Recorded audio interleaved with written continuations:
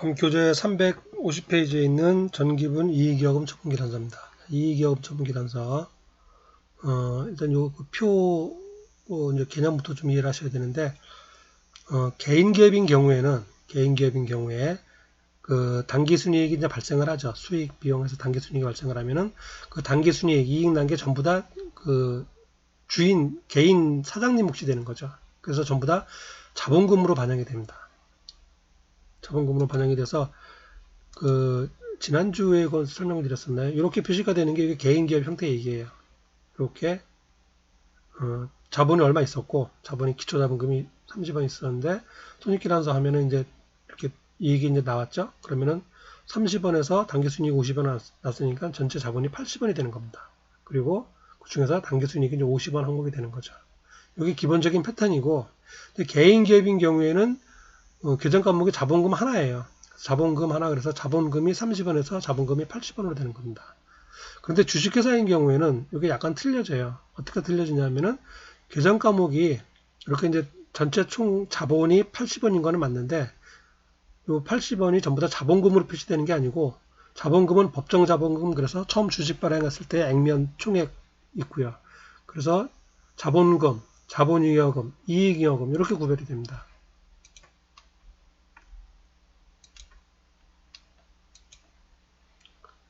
이게 이제 주식회사인 경우예요. 개인 기업인 경우는 자본금 하나인데 주식회사인 경우는 그 자본을 이렇게 여러 가지로 구별해 놓는다는 얘기입니다. 그래서 단기순이익이 발생을 하면은 그 단기순이익을 가지고 자본잉여금 또는 뭐 이익잉여금 나누어서 항목별로 구별을 해 놔야 된다는 얘기예요. 그 다음에 주주들한테는 배당금으로 얼마 지급을 하겠죠. 배당금으로 지급하는 거는 사회로 빠져나가는 거고, 배당금 지급, 그래서 이제 현금으로 주는 거고, 나머지 이익을 가지고 자본잉여금, 이익여금으로 항목을 쭉 구별해 놓습니다. 그리고 그 항목별로 구별해 놓은 것을 나타낸 표, 그게 바로 이익여금 처분계산서가 되겠습니다. 이익잉여금, 단기순이익을 이익잉여금으로 전환해서 그리고 이익여금을 어떻게 나누었다라고 한 걸 나타낸 표라고 보시면 되겠습니다. 그래서 여기 지금 간단하게 지금 뭐 이익준비금, 기업합리화적립금, 배당금 이렇게 되어 있는데 항목 분류 이렇게 한 거예요. 단기순이익을 이익준비금과 기업합리화적립금으로 분류를 하고 분류 안 된 거는 차기로 넘긴다, 그런 의미가 되겠습니다. 자, 전체적인 표 내용은 그런 내용이고, 이것도 나중에 이제 전표 입력할 때 다시 한번 뭐 기여가 되는지 모르겠지만은 되면은 설명을 해드리도록 하겠습니다. 회계 관련된 부분이에요. 자, 그다음에 이제 이 항목에서 보시면은 지금 전기월 이익여금이 2,400만 원 돈, 단기순이익이 5,100만 원 돈 나오고 있습니다. 이 단기순이익 5,145만 5천 원은 어디 금액이냐면은 바로 이 금액이에요. 손익계산서 금액. 단기순이익이 5,145만 5천 원 나왔죠. 요게 바로 반영된 금액입니다. 똑같은 금액이 돼야 된다는 얘기예요. 5,145만 5천 원. 그래서 이 항목의 의미가 뭐냐면은 올해 벌어들인 돈이 5,145만 5천 원. 그리고 전년도에 그 항목 분류를 하지 않고 넘겨온 돈, 그냥 2월 시킨다 그러죠. 넘겨온 돈이 2,490만 1,700원 그렇다는 얘기입니다. 전년도에 안 쓰고 넘어온 게 2,400만 원. 그리고 올해 번 게 5,100만 원. 그래서 올해 쓸 수 있는 돈이 그럼 얼마가 되겠어요? 올해 쓸 수 있는 돈이 7,600만 원 돈이라는 얘기입니다.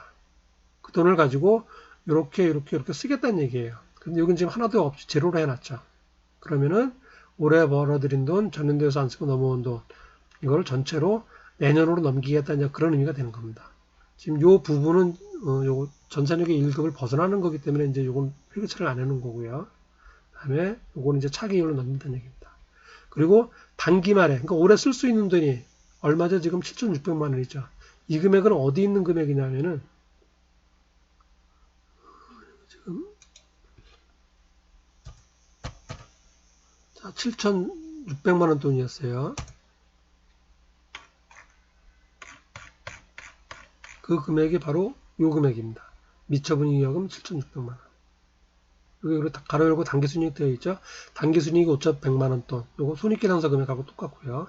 그리고 나머지 2,500만 원 돈은 전기에서 넘어온 거고 합쳐서 이렇게 되는 겁니다. 미처분익여금. 자, 이렇게 되어 있고 지금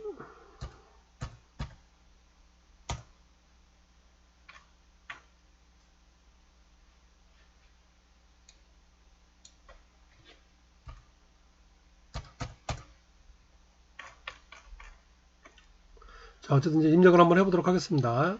규제는 이렇고, 전기분, 이여금 처분계산서. 그리고 처분 확정 일자. 이거는 아마도 2020년 뭐 3월 15일.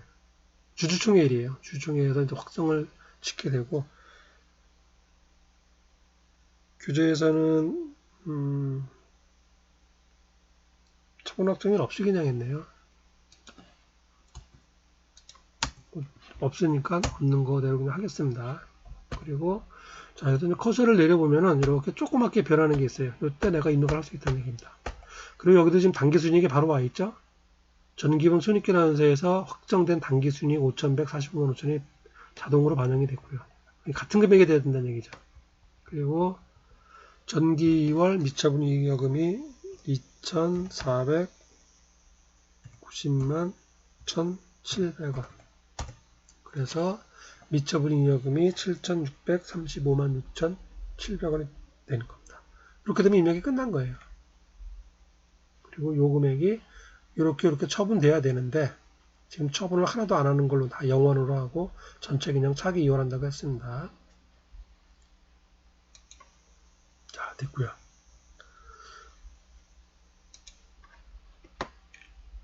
자, 조금 전 거 다시 한번 말씀을 드리겠습니다. 자, 재무제표간 연결 관계예요. 요거 이제 지난 시간에 바로 설명했었죠. 재무상태표에 있는 재고 자산, 상품, 제품, 원재료, 제공품은 각각 이렇게 연결이 되어야 된다는 거. 제조원가 명제서상의 기말 원재료, 기말 제공품, 손익계산서상의 기말 상품, 기말 제품으로 자동으로 반영이 된다 그랬습니다. 그리고 자, 이익여금 처분과 관련돼서 결과만 연결되는 거죠.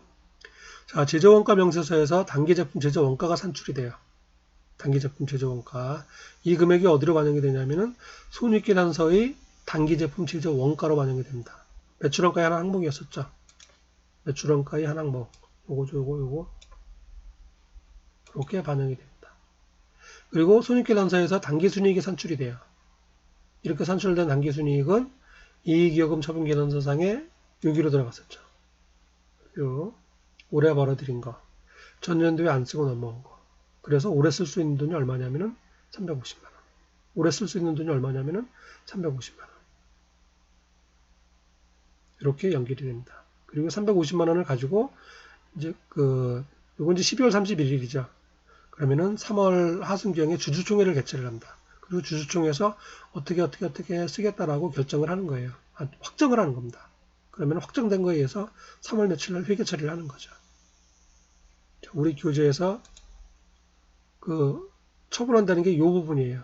그래서 미리 이사회에서 뭐 이익준비금 얼마, 기업합리화적립금 얼마, 배당금 얼마 이렇게 확정을 예상을 해 놓습니다. 근데 여기서는 지금 하나도 안 하겠다고 해놓은 거고 교재에서. 근데 이제 실질적으로는 요걸 해놓고 나면은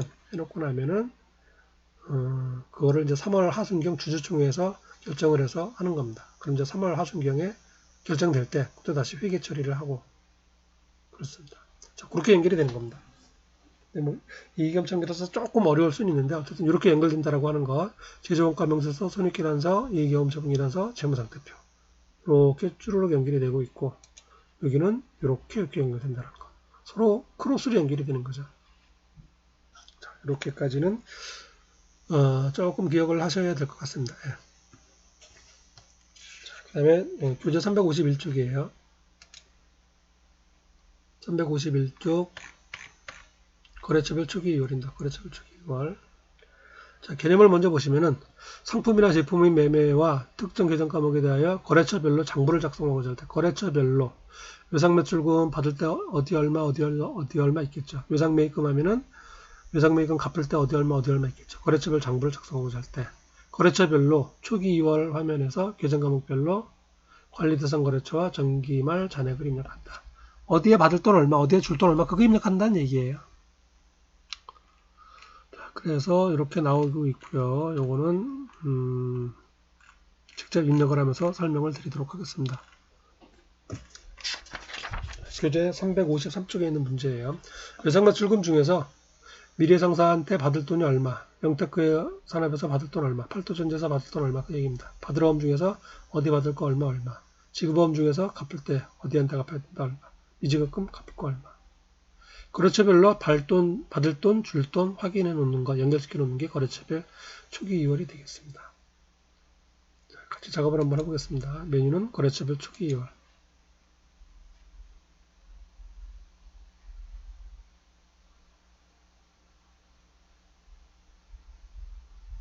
우선은 이제 전기본 재무 상태표를 불러야 되는데 처음에 요걸 불러줘야 돼요. F4 불러오기. 그럼 이렇게 계정 까먹이 불러오고요.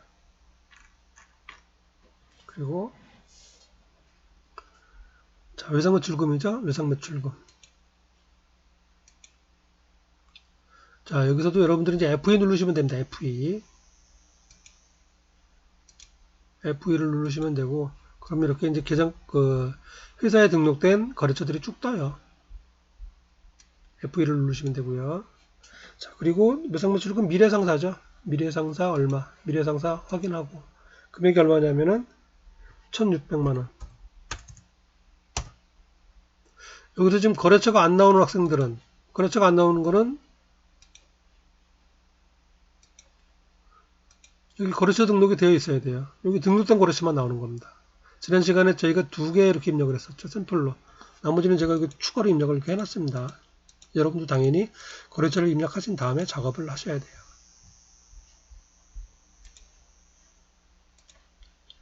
자, 그리고 두 번째가 영테크 산업. 금액이 790만원. 그리고 팔도전자 10만원. 자, 합격이 나왔습니다. 2,400만원, 2,400만원. 이건 항상 일치해야 됩니다. 받을 돈 외상매출금이라고 하는 게 반드시 거래처가 있어야겠죠. 뭐 그럴 일은 거의 없겠지만 혹시 개인한테 팔았더라도 마찬가지죠. 개인도 하나의 거래처가 되는 거죠. 개인도 거래처 등록을 합니다. 주민등록번호 입력을 하고 나서. 자, 그리고 이제 바드러움입니다. 바드러움. 자, 바드러움도 마찬가지예요. 똑같은 형태로 입력을 합니다. 바드러움. 소망전자.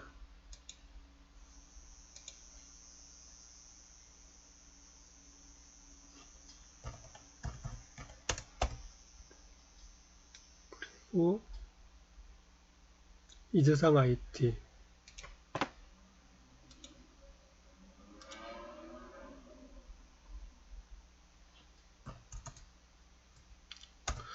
자, 저는 지금 이렇게 선택을 할 때 지금 키보드 마우스를 이용해서 하고 있어요. 지금 저희 프로그램 녹화상 F1을 누르면 안 돼서 그런데 여러분들은 이제 마우스 하지 말고 키보드를 이용해서 바로 하시기 바랍니다. 그게 훨씬 빠릅니다. 지금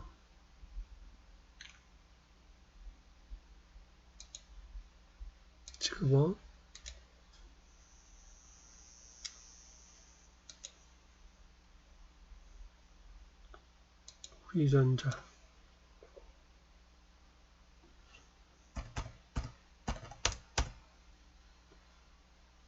그리고 미즈급.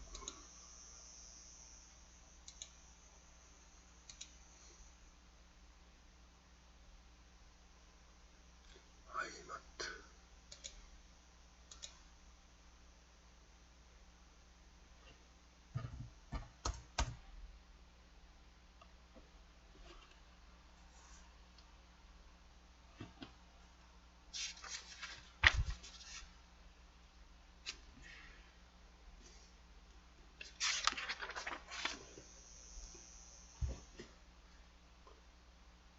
우선 입력을 마쳤고요.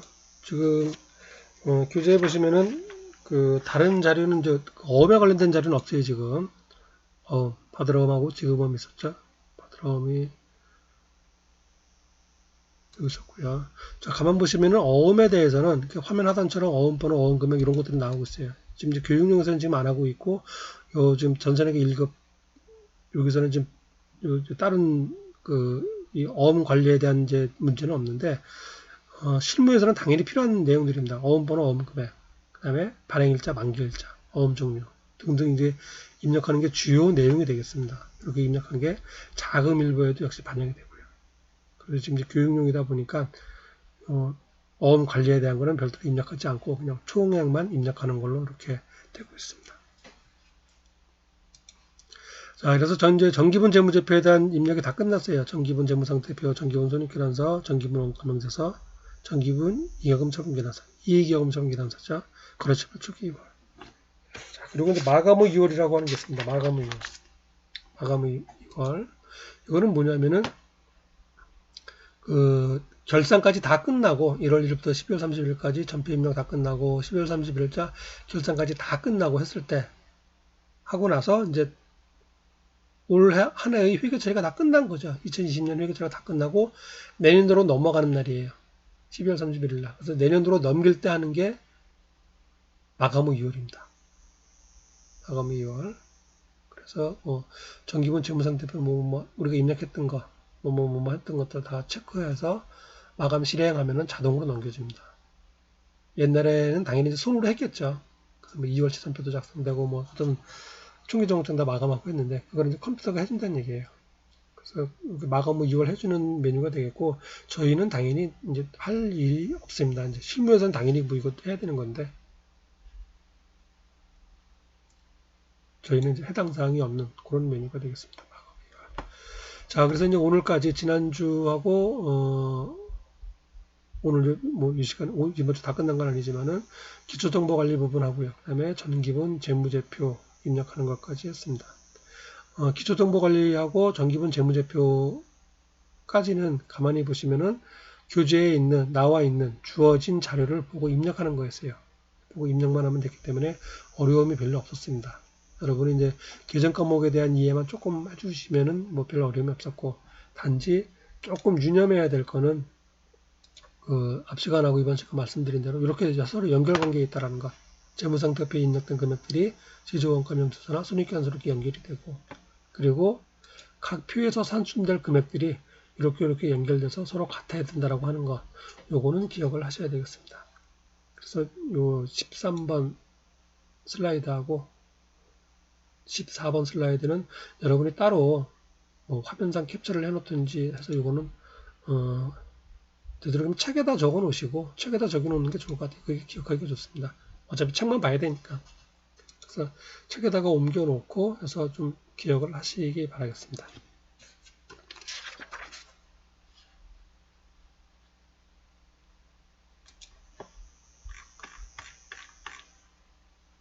자, 다음은 이제 실질적인 프로그램 활용으로 들어가는 겁니다. 전 거래자리 입력하기, 일반 전표, 매입 매출 전표, 결산 전표.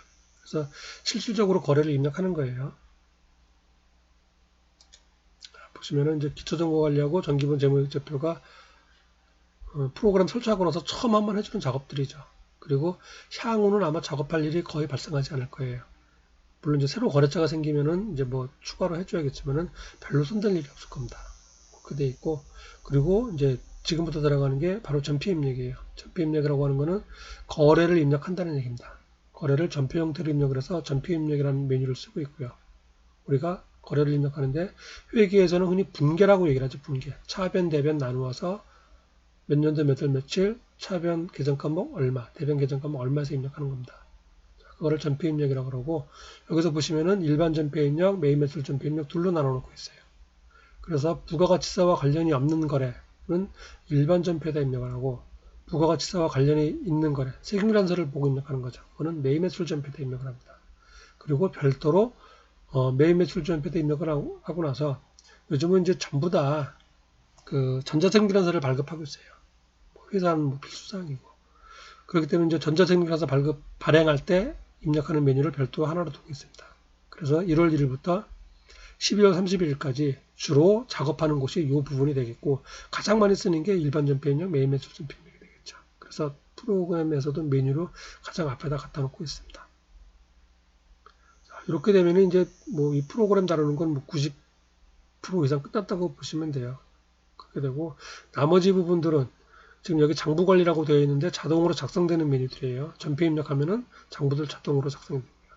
그리고 재무제표, 잔액시산표, 재무상태표 등등등등 하는 것도 자동으로 작성이 됩니다. 일반 전표에서 자동으로 작성.